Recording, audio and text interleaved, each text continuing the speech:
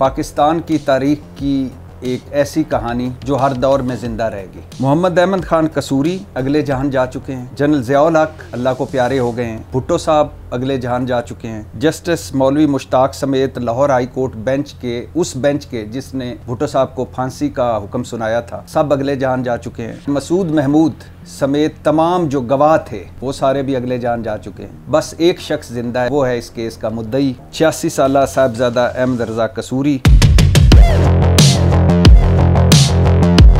तो जब अयूब कबीना से निकले, ट्रेन में आए तो आप लाहौर मिले। जालिब भाई वो भुट्टो जा रहा है तो मुझे कुछ 3-4 शेर लिख दो, मैंने एक पॉम्फलेट छपवाना है। तो उसने लिखा कि दस्ते खज़ां में अपना चमन छोड़ के न जा, आवाज़ दे रहा है वतन छोड़ के न जा, अल्मानिया के फूल भी गो दिल फरेब हैं, अपने चमन के सर्व समन छोड़ के न जा।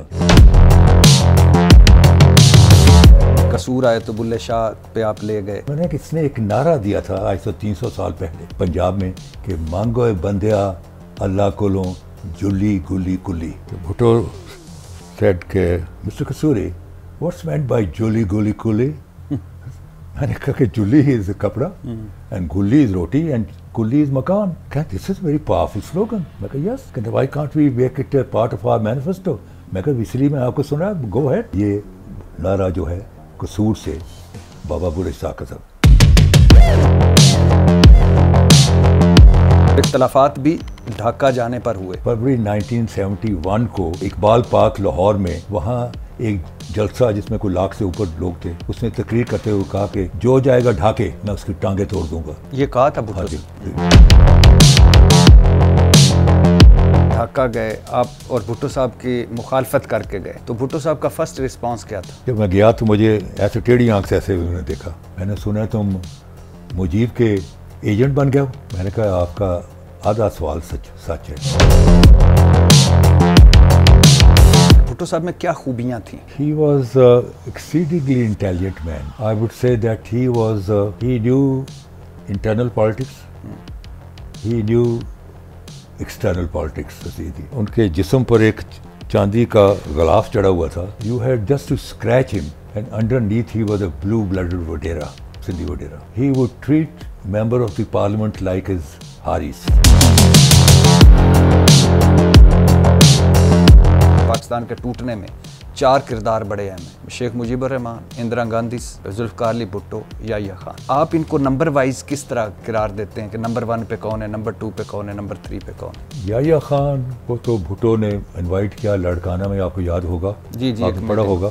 वहाँ मुर्गाबियों का शिकार के लिए बुलाया और वहाँ बड़े गाने महफिलें हुई। वहाँ ही पाकिस्तान को तोड़ने का नक्शा तैयार हुआ। जालिब ने लिखा कि लाड़काने चलो वरना थाने चलो।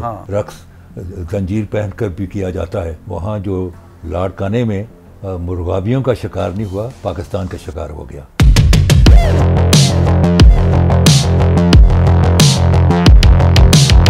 10 और 11 नवंबर 1974 की दरमियानी शब एक मार्क 2 कार लाहौर के इलाके शादमान कॉलोनी में एक घर के बाहर बनी पार्किंग से सड़क पर नमूदार हुई। रात के तकरीबन 12:30 बजे का वक्त हो चुका है और हर तरफ ऊ का आलम है और अंधेरा है। लाहौर उस वक्त 1974 में। नौजवान अहमद रजा कसूरी इस कार को ड्राइव कर रहे हैं, जबकि इनकी बराबर की नशिस्त पर उनके वालिद यानी नवाब मोहम्मद अहमद खान कसूरी बैठे हैं। अकबी नशिस्तों पर अहमद खान कसूरी की अहलिया और साली मौजूद हैं। जैसे ही गाड़ी शादमान कॉलोनी से कुछ फासले पर वाक़े शाह जमाल के राउंड अबाउट गोल चक्कर पर पहुंचती है तो इस पर 3 अतराफ से मुसल्ला हमलावर गोलियों की बौछार कर देते हैं। कार में सवार तमाम अफराद इस अचानक हमले और गोलियों की घन गरज से सटपटा जाते हैं। कई गोलियां गाड़ी को आकर लगती हैं। अहमद रजा कसूरी गाड़ी रोकने के बजाय सर नीचे करके इसे चलाते रहते हैं ताकि इसमें सवार तमाम अफराद को इस जगह से दूर ले जाएं। हमलावर चलती गाड़ी पर पीछे से गोलियां बरसाते रहे, लेकिन गाड़ी आगे चलती रही। इसी असना में ड्राइवर के साथ फ्रंट सीट पर बैठे नवाब मोहम्मद अहमद खान कसूरी गाड़ी चलाने वाले अपने नौजवान बेटे के कंधे पर आन कर गिरते हैं। बेटे का हाथ अचानक बाप के जिस्म पर पड़ता है और खून से लाल हो जाता है। बाप के खून से आलूद हाथ देखकर बेटा गम से चिल्लाना शुरू कर देता है। मोहम्मद अहमद खान के सर में गोलियां लग चुकी थी और वो अपने ही खून में लथपथ हो चुके थे। इस वक्त रात के तकरीबन 1:15 बज चुके हैं। डॉक्टर आ जाते हैं, ऑपरेशन शुरू हो जाता है। 3-4 400 पुलिस एहलकारों की ट्रकों में आमद हो जाती है। SSP लाहौर, DIG लाहौर सरदार मोहम्मद वकील खान और डिप्टी कमिश्नर लाहौर भी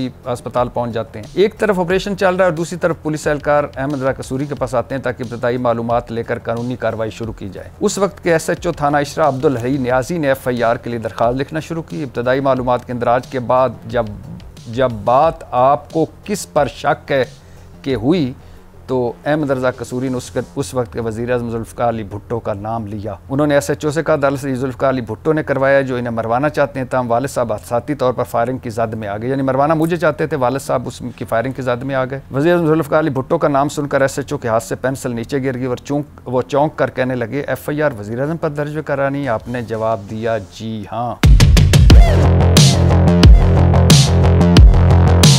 आपके हवाले से भुट्टो साहब की, यानी आप भुट्टो साहब मोहब्बत जागती है आपकी। हमला वज़ीर-ए-आज़म के साथ इनकी दुश्मनी के नतीजे में हुआ हो। एक आपने जो ही ट्रिब्यूनल की रिपोर्ट मुकम्मल हुई, कसूरी साहब ने यानी आपने वज़ीर-ए-आज़म से मुलाकात के लिए कोशिशें शुरू कर दी। भुट्टो साहब ने आपसे मिलने से इनकार कर दिया। आपने वज़ीर-ए-आज़म को कुछ ख़त भी लिखे। वज़ीर-ए-आज़म ने आखिरकार आपको पार्टी की सफ़ों में वापस लेने पर रजामंदी का इजहार कर दिया। 6 अप्रैल 1976 को बेगम नुसरत भुट्टो से मुलाकात में इनसे आपने दरख्वास्त की वो पार्टी में इनकी वापसी के मौके पर अपनी मौजूदगी से इज्जत बख्शें। अगले दिन अब मॉडल टाउन लाहौर की क़यामगाह पर कारकुनों के एक इजलास से खिताब करते हुए पीपल्स पार्टी में दोबारा शमूलियत के फैसले का आपने ऐलान किया। इस इस्तकबालिये में आपने वज़ीर-ए-आज़म की बेहद तारीफ़ की। जिस भुट्टो ने आप पर 17 हमले करवाए, 18वें हमले में आपके वालिद जान से गए, आप फिर उस पार्टी में गए, भुट्टो साहब की मिन्नतें की, तरले डाले, ख़त लिखे, बेगम भुट्टो के पास गए। आपकी वालदा ने कहा कि मैं अपने सारे बेटे कुर्बान कर देती हूँ, टिकट भी मांगा, क्यों?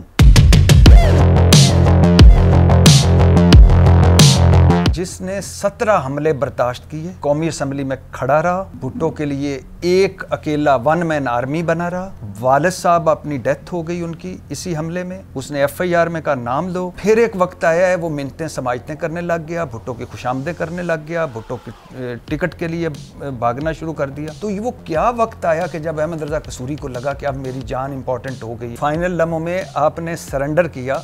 आपने बाप के कातिल को मैंने नहीं सरेंडर किया। अच्छा। मैंने तो बाप का बदला ले लिया। वो तो ज़ियाउल हक का आ गया ना। ज़ियाउल हक का क्या ताल्लुक है? ज़ियाउल हक का आ गया और आपकी चांदी हो गई। नहीं मेरी चांदी कहाँ से? ज़ियाउल हक का आ गया, भुट्टो अंदर चला गया।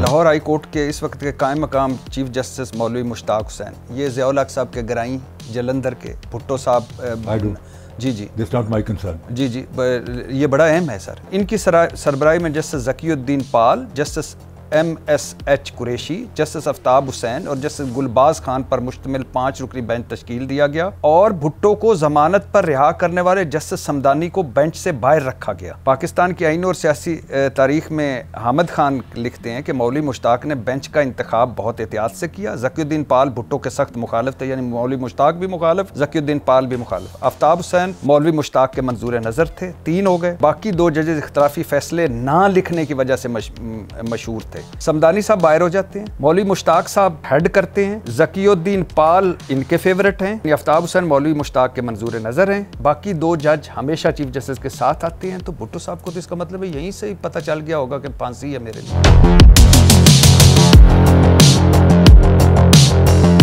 अच्छा सर, भुट्टो साहब ने किसी मौके पे आपसे रब्ता करने की कोशिश की या बेगम नुसरत भुट्टो ने? उन्होंने ज़ियाउल हक साहब से तो रहम की अपील की, रिजेक्ट हो गई, आपसे की? आपने तो कहा वो घर आ जाता तो हो सकता है मैं माफ कर। नहीं मैंने कोई नहीं कहा। ये कहानियां सारी इन्होंने लिखी हुई है।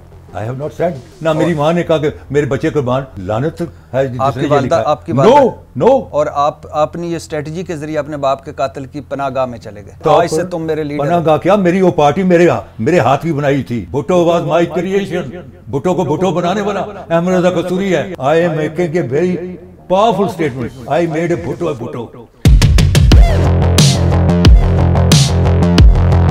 3 मुल्कों ने आपको ऑफर की थी कि आप भुट्टो को माफ कर दें। यहाँ तक मुझे कहा कि अगर you feel insecure in Pakistan, if you come to our country we will be honoured, and if you want to settle down any European America, that we will also manage. ये उन मुल्कों ने कहा, उनके एम्बेसडर्स ने, उनके एम्बेसडर्स आपके पास आए कि आप भुट्टो को माफ कर दें, जितने पैसे लेने ले लें। मुझे आपसे मिलकर बहुत खुशी। Thank you sir.